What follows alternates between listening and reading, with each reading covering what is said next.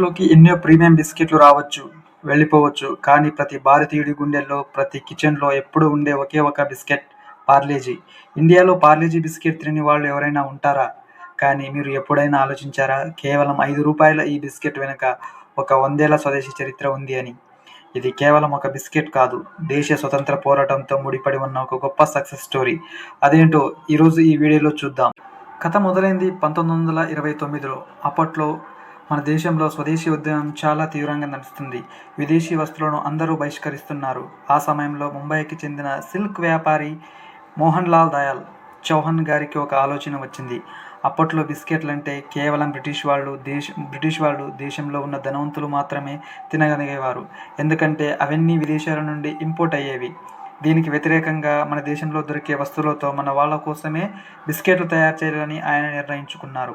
ముంబైలో ఉన్న విలే పార్లే అనే ఒక ప్రాంతంలో ఒక పాత ఫ్యాక్టరీని కొన్నారు. జర్మనీ నుండి ₹60,000 విలువైన మెషినరీని తెప్పించి కేవలం 12 మంది ఫ్యామిలీతో ప్రొడక్షన్ స్టార్ట్ చేశారు. ఫ్యాక్టరీ పెట్టిన ప్రాంతం పేరు విలే పార్లే కాబట్టి ఆ బ్రాండ్కు పార్లే అని పేరు పెట్టారు. 1939లో వీళ్ళు మొదటిసారి మార్కెట్లోకి తెచ్చిన బిస్కెట్ పేరే పార్లే గ్లూకో.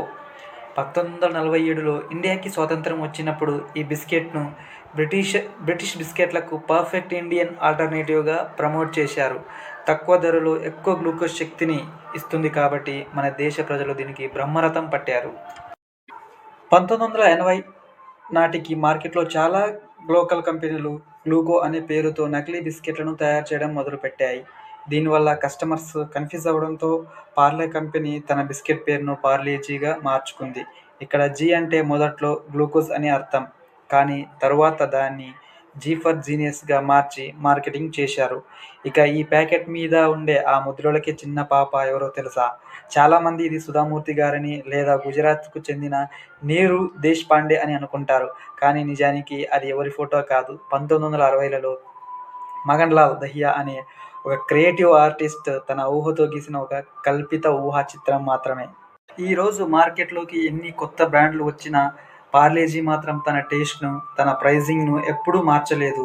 అందుకే 2011లో ఇది వరల్డ్స్ లార్జెస్ట్ సెల్లింగ్ బిస్కెట్ బ్రాండ్గా రికార్డు సృష్టించింది. ఏడాదికి సుమారు ₹8,000 కోట్ల విలువైన పార్లేజీ బిస్కెట్లు సేల్ అవుతున్నాయి. మీకు ఇంకో ఆశ్చర్యకరం విషయం తెలుసా? మన దేశంలో కేవలం ₹5కు దొరికే ఈ బిస్కెట్ ప్యాకెట్ రీసెంట్గా ఇజ్రాయెల్ హమాస్ యుద్ధం జరుగుతున్న గాజా ప్రాంతంలో పిల్లల ఆకలి తీర్చడం కోసం ఏకంగా €24 అంటే మన దేశ కరెన్సీలో సుమారు ₹2,300 పెట్టి కొనుక్కున్నట్లు కొన్ని వార్తలు వచ్చాయి. దీన్ని బట్టే చెప్పొచ్చు ఈ బ్రాండ్ వాల్యూ ఏంటో. కేవలం 12 మందితో మొదలై ఈరోజు లక్షల కోట్ల సామ్రాజ్యంగా ఎదిగిన పార్లేజీ సక్సెస్ స్టోరీ మీకు ఎలా అనిపించింది? మీరు కూడా ఎప్పుడైనా పార్లేజీని ఛాయ్లో ముంచి అది లోపల పడకముందే తిన్నారా? మీ చిన్ననాటి పార్లేజీ జ్ఞాపకాలను కింద కామెంట్ సెక్షన్లో షేర్ చేయండి. ఈ వీడియో నచ్చితే తప్పకుండా లైక్ చేసి మన ఛానల్ని సబ్స్క్రైబ్ చేసుకోండి. మరో ఇంట్రెస్టింగ్ స్టోరీతో మళ్ళీ కలుద్దాం. Thank you.